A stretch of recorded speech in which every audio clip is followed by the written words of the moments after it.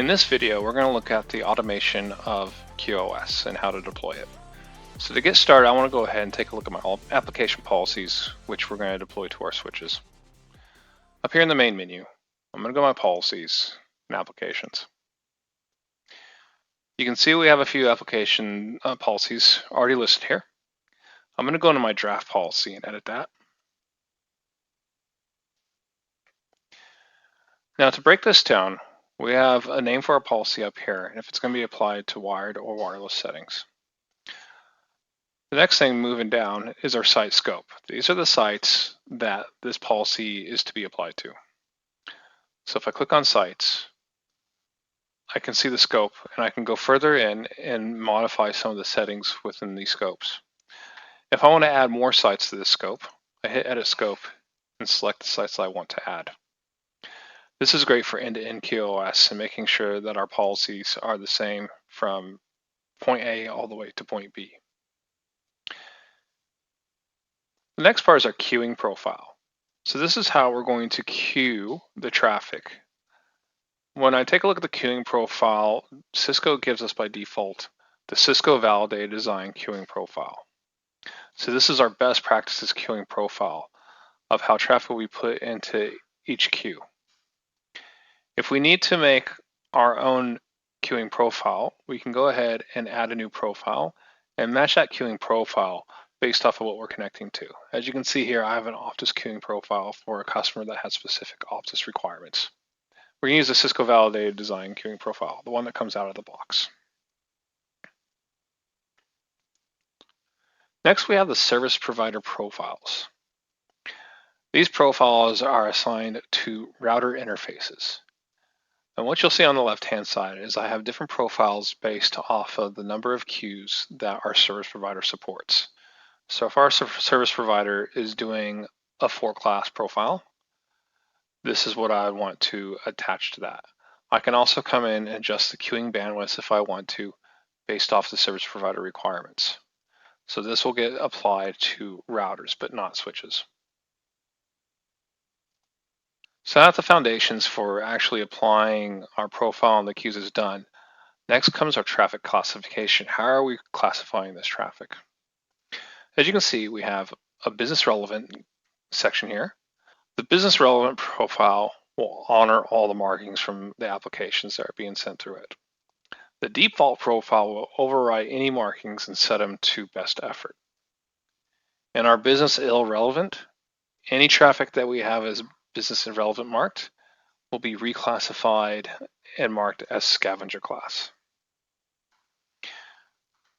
Now we can easily come in here and create our own custom profiles. So if you have a business grade application that you can't find, we can go ahead and make a custom profile for it and modify how it gets marked and put it in either of these 3 sections here.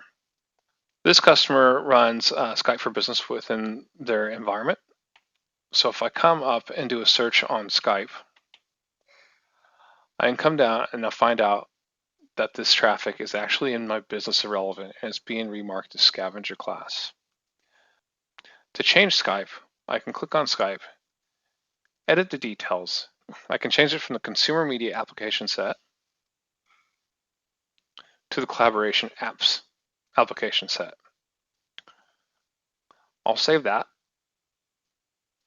And now when we do a search on Skype, we can see that it's actually over here in the business relevant queue under collaboration apps. An important note about what you just saw here is because I have this profile assigned to sites which have many switches in it, I don't have to go to all my switches and redo the CLI programming to change the way my Skype for Business is actually marked and queued within the network. Just by through a few clicks of the button, I can now apply this across hundreds, if not thousands, of switches in my environment. Another item to cover is if I want one of these application sets to be honored, maybe consumer media here, I could actually drag my consumer media over to my business relevance, and then all those markings will be honored. Now, before we do the deployment, I'm going to run a preview. What this preview allows me to do is check and see what switches that we're going to apply these QoS settings to. I can also generate the config. By generating the config, I get to have a look at what exact config is going to be put onto the switch. Now that the configuration has been generated, I can view that configuration. And then in here, we can see the way the quality of service is going to be put onto the switch and how MBAR comes into play. Now, during that config preview check, I did notice that my 3850 is going to have config applied to it. And I really don't want this. So I'm going to remove this 3850 from my deployment. So back on my sites, I edit my scope. Coming into Southbank, I can go ahead and exclude the policy from here. We can also go in and exclude the policy from individual interfaces. This becomes very helpful if you're using virtual stack-wise on 9500s or 9400s, or even the 9600s, as QoS policies cannot be applied to those ports. So the next step is to deploy this policy. I will go ahead and save changes to this draft policy before I deploy it. And then I have an option of what do I want to do to previous policies. We'll go ahead and schedule this to run now and apply it. We can schedule it to run after hours. So we can see that our lab QoS policy is actually deploying right now. I'm going to go ahead and click on the deployment status to have a look and see what's happening. So we can see currently I have 4 devices being configured. I can also see which devices are actually in the process of being configured by the DNA Center. I can see that I have 2 successful deployments so far. And now we have 4 successful deployments. As you can see, in just a few clicks, I fully automated deployment of QoS within my environment.